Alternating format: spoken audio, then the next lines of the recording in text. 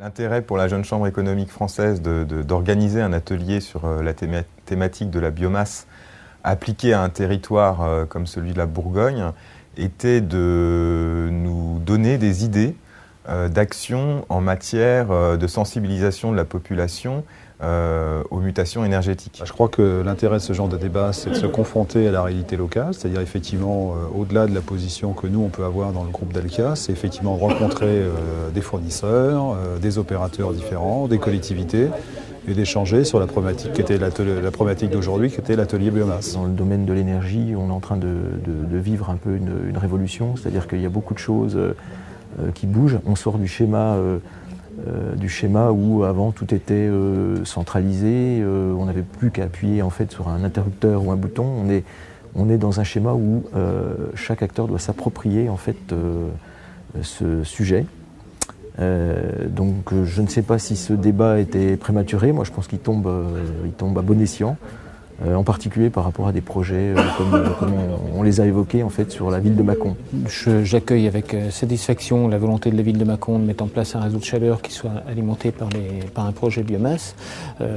Ça va tout à fait dans le sens du Grenelle, de l'actualité, des contraintes environnementales. Ce que je retiens, c'est que les acteurs énergétiques sont prêts. Les acteurs approvisionnement, je peux vous confirmer, pour la biomasse bois, ils sont prêts aussi. On en arrive à la conclusion assez habituelle qu'il manque maintenant une volonté réelle de beaucoup de porteurs de projets pour lancer les filières biomasse, dont la filière bois.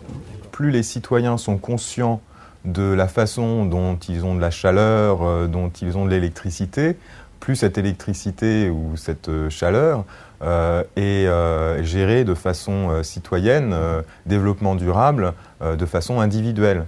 Et nous travaillons énormément également sur tout ce qui est économie d'énergie et l'arrivée, le potentiel que peut avoir des énergies comme l'énergie biomasse nous ouvre des portes absolument extraordinaires. Alors déjà, c'était important de mettre en relation certains acteurs du territoire. On l'a vu, Dalkia n'avait pas forcément de relation directe avec l'Office national des forêts pour s'approvisionner en bois.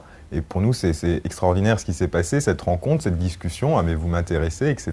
Voilà. C'est du concret, c'est du local et c'était l'objectif de l'atelier.